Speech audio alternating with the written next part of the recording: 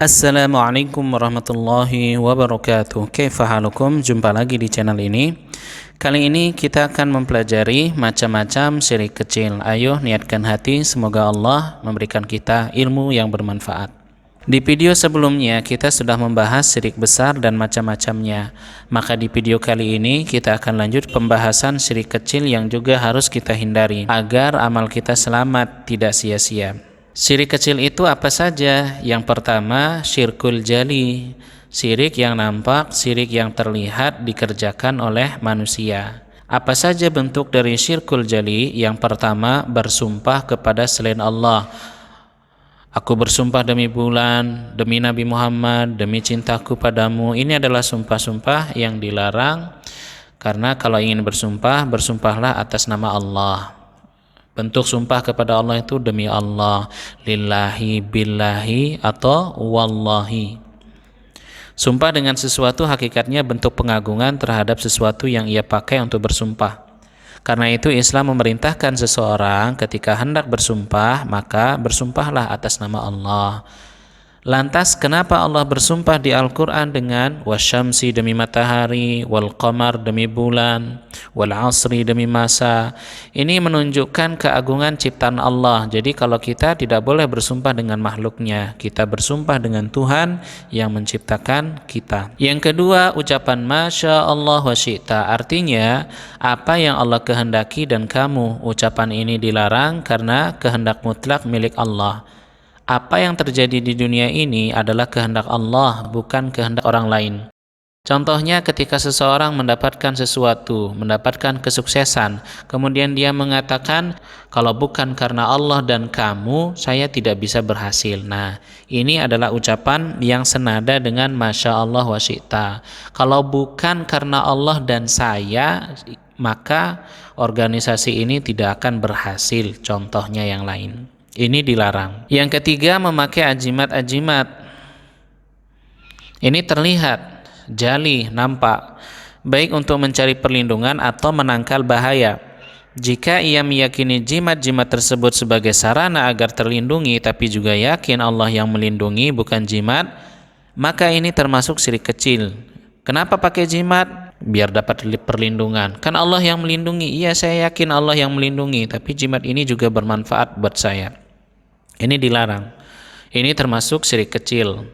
Tapi kalau dia yang meyakini bahwa jimat atau benda yang dia pakai untuk mencari perlindungan itu yang benar-benar melindunginya, bukan Allah, maka ini masuknya ke syirik besar. Nauzubillah min zalik. Sekarang begitu banyak orang yang masih yakin dengan benda-benda buatan manusia, tidak yakin dengan kehendak Allah. Syirik kecil yang kedua namanya syirkul khafi, atau syirik yang tidak nampak, syirik yang tidak terlihat. Ini dikerjakan oleh hati. Hanya Allah yang mengetahui apakah seseorang sedang melakukan syirik kecil atau tidak. Apa saja bentuk syirkul khafi yang tidak nampak ini? Pertama, riya. Sudah paham kita semua ya, riya itu apa? Syirik kecil yang banyak dilakukan oleh manusia. Riya itu ingin dilihat, ingin dipuji oleh manusia. Kita tidak bisa selamat dari syirik kecil ini kecuali kalau kita berlindung kepada Allah agar dijauhkan dari riya. Jadi kita semuanya ini pasti suatu saat akan terjangkiti virus riya, ingin dipuji oleh manusia, ingin dilihat dan dapat pujian manusia. Nah, ini nggak ada yang bisa selamat kecuali kalau kita berlindung membaca doa agar dijauhkan dari riya atau syirik. Bagaimana dengan orang yang memposting? Orang yang memposting, menyebarkan, memfoto, memvideo kebaikan amal solehnya dikhawatirkan jatuh ke dalam riya. Tapi tidak setiap orang yang memamerkan kebaikan kita hukumi riya. Hanya Allah yang maha tahu apa isi hati seseorang. Karena riya atau ini adalah syirik tersembunyi yang tidak terlihat. Syirkul khafi yang kedua, sum'ah. Sum'ah itu ingin didengar. Riya dan sum'ah sama-sama ingin dipuji. Bedanya riya ingin dilihat, sedangkan sum'ah ingin didengar. Seperti membaca Al-Quran dengan suara bagus agar dipuji manusia, atau dia berharap kebaikannya diperbincangkan manusia. Ini juga termasuk syirik kecil yang kadang menjangkiti hati kita ketika melakukan kebaikan. Melakukan kebaikan, kemudian ingin manusia melihat dan memuji kebaikan yang kita lakukan. Maka rasa-rasa ingin dipuji oleh manusia ini membuat amal kita ini terhapus. Jamaah haji, selfie di depan Ka'bah. Hanya Allah yang tahu apakah dia sedang riya atau tidak. Tapi kebanyakan orang yang pamer amal itu riya. Membaca Al-Quran, direkam agar mendapatkan banyak like, komentar bagus dari manusia, agar banyak dipuji bahwa bacaan Al-Qurannya bagus, suaranya bagus. Nah, ini juga termasuk syirik kecil. Entah dia riya atau dia sum'ah, na'udzubillah min zalik. Yang ketiga, menjadikan dunia sebagai tujuan utama dalam beramal. Ini juga termasuk syirik yang tidak nampak yang dilakukan manusia, seperti menghafalkan Al-Quran dengan tujuan agar mendapatkan kedudukan atau pekerjaan yang bagus. Belajar hukum Islam tujuannya apa? Agar dapat jabatan, agar jadi hakim. Ini dilarang. Sedekah tujuan utamanya apa? Agar mendapatkan kekayaan. Ini juga salah karena niatnya salah. Jadi tujuan sedekah untuk ibadah, dapat pahala. Nanti dapat bonus kekayaannya bertambah, silakan, boleh, alhamdulillah. Belajar Al-Quran, belajar ilmu agama tujuannya karena ibadah. Nanti mendapatkan kehidupan yang bagus, itu bonus dari Allah. Jadi tidak menjadikan dunia sebagai tujuan utama dia melakukan amal. Ini dilarang. Kenapa syirik dibeda-bedakan? Karena perbedaan hukuman.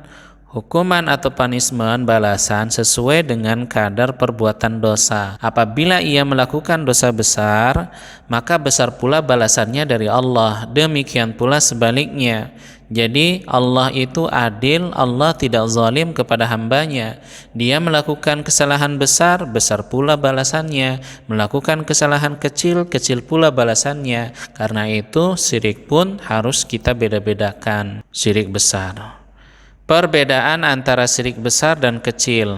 Syirik besar, syirik dapat menghapus seluruh amal. Kedua, syirik besar dapat mengeluarkan pelakunya dari Islam. Ketiga, syirik besar dapat membuat pelakunya kekal di neraka. 4. Syirik besar membuat pelaku tidak bisa masuk surga. Kalau kekal di neraka ya otomatis nggak masuk surga ya.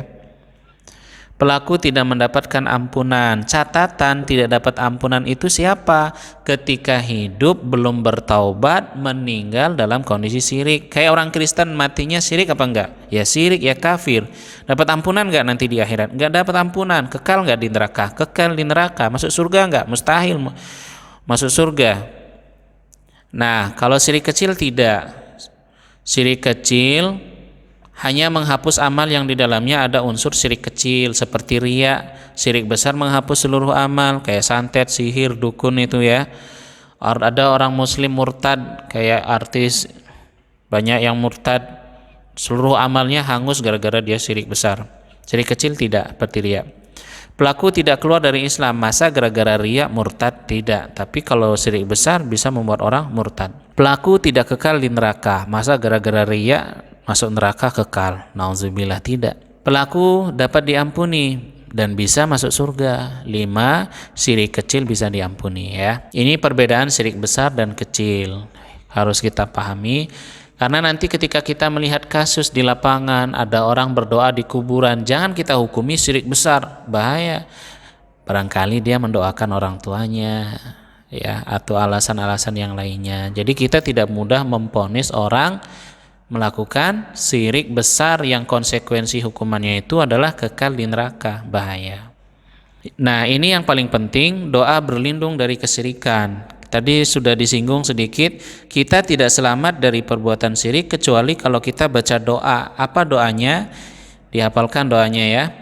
Allahumma inni a'udzubika an usyrika bika wa ana a'lam wa astaghfiruka lima la a'lam. Ya Allah, aku berlindung kepadamu dari menyekutukanmu yang aku sadari, yang aku ketahui. Wa astaghfiruka, dan aku memohon ampun kepadamu ya Allah, lima la a'lam, dari perbuatan syirik yang tidak aku sadari. Kayak sholat, awalnya sholatnya ikhlas, nggak ada orang. Kemudian datang orang lain melihat kita mengerjakan sholat.